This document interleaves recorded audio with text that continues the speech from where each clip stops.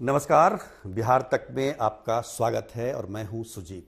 कल भी हमने बिहार में जो बिजली दर बढ़ाई गई है उसके बारे में चर्चा की थी। आज भी उसी पर चर्चा कर रहे हैं क्योंकि सरकार ने आज ये ऐलान कर दिया है कि जो बिजली की दरें बढ़ाई गई हैं उसे कम नहीं किया जाएगा। हालांकि बीजेपी की तरफ से विधानसभा में इसको लेकर हंगामा किया गया, लेकिन उस अंदाज में नहीं किया गया जितना बड़ा ये जनता का मुद्दा था।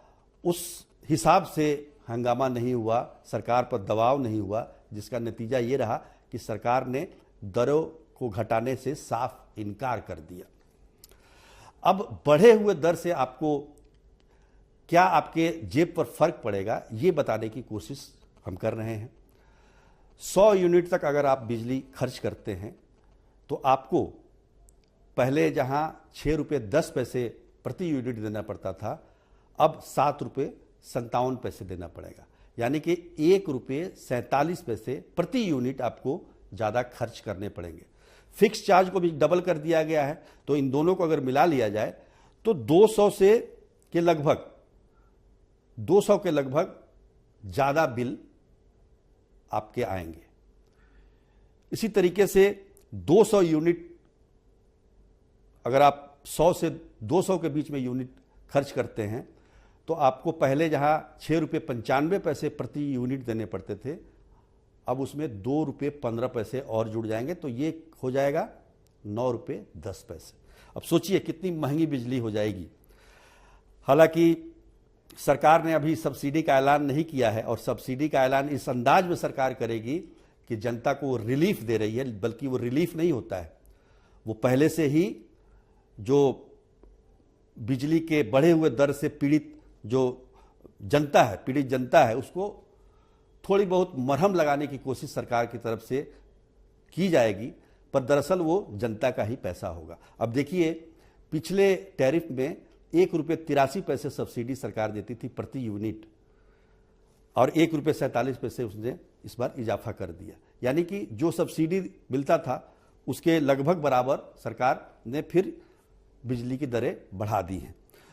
तो कहने का मतलब यह है कि सरकार जो बाकी जगह पर बिजली का लॉस होता है, जिसको T&D, transmission and distribution loss कहा जाता है, उसकी भरपाई आम उपभोक्ताओं से करना चाहती है।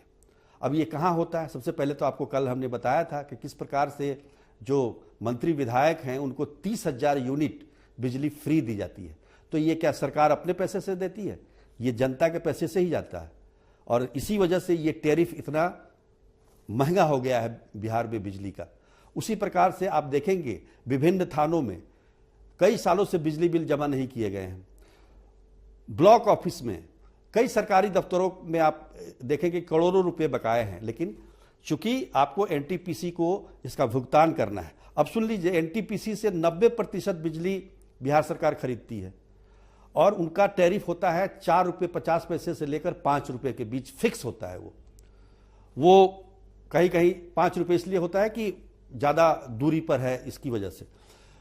तो 5 रुपये आप बिजली खरीद के और इतनी महंगी बिजली बिल दे रहे हैं, ऊपर से आप कहते हैं हम सब्सिडी भी दे रहे हैं, और जनता को एक लेमन जूस की तरह वो सब्सिडी होती है। तो आप प्लानिंग ठीक क्यों नहीं करते? आपका T&D लॉस जो है 45% है, जो कि पूरे देश में सबसे ज़्यादा है। 45% बिजली नष्ट हो जाती है या चोरी हो जाती है, क्योंकि आपकी व्यवस्था ठीक नहीं है। आपकी तार जो है, आपके जो उपकरण हैं वो पुराने पड़ चुके हैं, जिसकी वजह से T&D लॉस इतना ज़्यादा होता है, और उस सब का भार आम उपभोक्ताओं को भुगतना पड़ता है।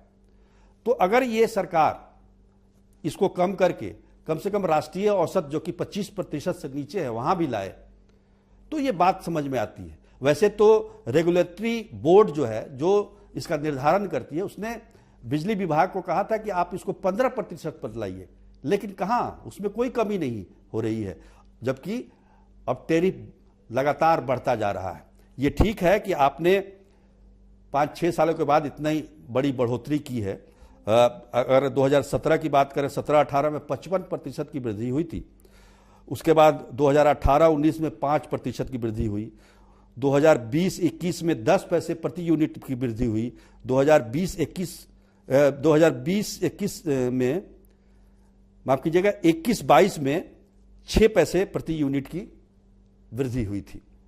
तो कहने का मतलब यह है कि आप तो लगातार टैरिफ बढ़ा रहे हैं और ये कहां, इसका अंत कहां तक जाएगा? जब तक आप टीएनडी लॉस कम नहीं करेंगे तो इसी तरीके से ये बिजली की दरें बढ़ती जाएगी और उपभोक्ता जो है परेशान होते जाएंगे। सबसे ज्यादा चिंतित आज उद्योग जगत है बिहार में। आपको पता है कि बिहार में उद्योग धंधे बहुत कम हैं और जो हैं वो बढ़े हुए बिजली की वजह से रोना रो रहे हैं। आज बिहार इंडस्ट्री एसोसिएशन ने भी इस बात को पर कड़ा ऐतराज जताया है कि इस प्रकार से अगर बिजली की दरें बढ़ाई जाएगी तो यहाँ पर प्रोडक्शन कॉस्ट बढ़ेगा, हमारे माल को कौन खरीदेगा? पड़ोसी राज्यों में ये सस्ता बिजली मिलता है जिसकी वजह से वहाँ पर उत्पादन भी सस्ता है।